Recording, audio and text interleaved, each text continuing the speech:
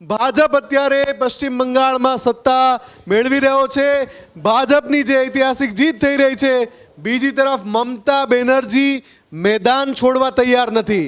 મમતા બેનર્જી ફરી એકવાર દાવો કરી રહ્યા છે કે જીતવાનું તો ટીએમસી જ છે, સરકાર તો પશ્ચિમ બંગાળમાં ટીએમસીની જ બનવાની છે। શું એમણે વિડીયો સંદેશમાં દાવો કર્યો, ફરી એકવાર સાંભળીએ।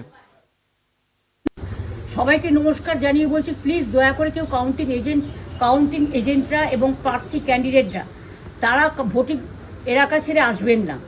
স্ট্রং রুমে যেখানে কাউন্টিং হচ্ছে মানে সেন্টারে, সেখান ছেড়ে কেউ আসবেন না। এটা বিজেপির প্ল্যান।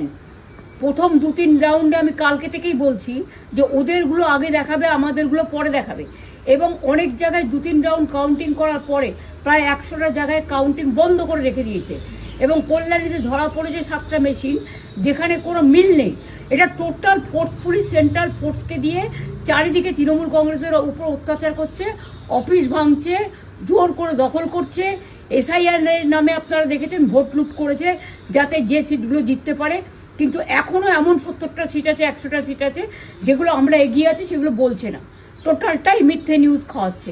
আগে ডিআইসিও এই খবরগুলো দিত, কিন্তু তাকে কালকে চেঞ্জ করে দেওয়া হয়েছে। টোটালটাই ইলেকশন কমিশন নিজের ইচ্ছে মতো খেলছে এবং সাথে কেন্দ্রীয় বাহিনীকে নিয়ে। এবং আমাদের পুলিশরা টোটাল মাথা নত করে কেন্দ্রীয় বাহিনীর আন্ডারে কাজ করছে। সুতরাং আমি সব আমাদের কাউন্টিং এজেন্টদের, আমাদের সমস্ত পার্টির কর্মীদের বলবো, অত মন খারাপ করার কারণ নেই। আমি বলেছিলাম সূর্যাস্তের পরে আপনারা জিতবেন।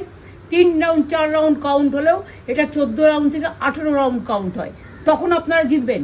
Wait and see, watch. আমরা সবাই আপনাদের সাথে আছি, আপনারা কেউ ভয় পাবেন না, નિશ્ચિંતે থাকুন। બિલકુલ, આપણે લગાતાર મમતા બેનર્જીના દાવા ઉપર સમાચાર આપીશું। ન્યૂઝરૂમ લગાતાર અપડેટ આપશે કે પશ્ચિમ બંગાળમાં કોઈ ટર્ન અરાઉન્ડ છે, કેમ કે મમતા બેનર્જી પાછા આવીને દાવો કરી રહ્યા છીએ કે અમારી જીત નિશ્ચિત છે। આ દાવો મમતા બેનર્જીનો છે। મમતા બેનર્જીએ સૌથી મોટો દાવો કર્યો છે।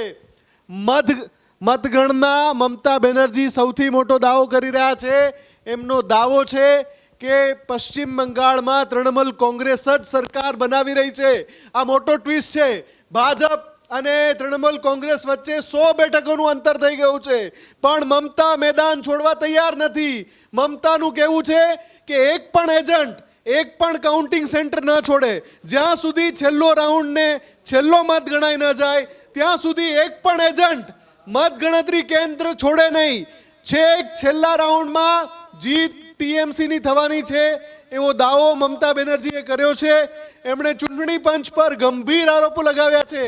એમણે કહ્યું કે 70 બેઠકો એવી છે, એટલે કે અત્યારે 192 બેઠક પર ભાજપ આગળ ચાલી રહ્યો છે, પણ એમાંથી મમતાનો દાવો છે કે 70 બેઠકો એવી છે કે એમાં ટીએમસીની જીત થવાની છે। એટલે કે મમતા કહી રહ્યા છે કે સ્પષ્ટ બહુમતીનો આંકડો ટીએમસી ને મળશે। ત્યારે જ ન્યૂઝરૂમ ગુજરાતની યુટ્યુબ ચેનલને સબસ્ક્રાઇબ કરો અને ઇન્સ્ટાગ્રામ અને ફેસબુક પર ફોલો કરો। અપડેટ રહો, સત્યની સાથે રહો।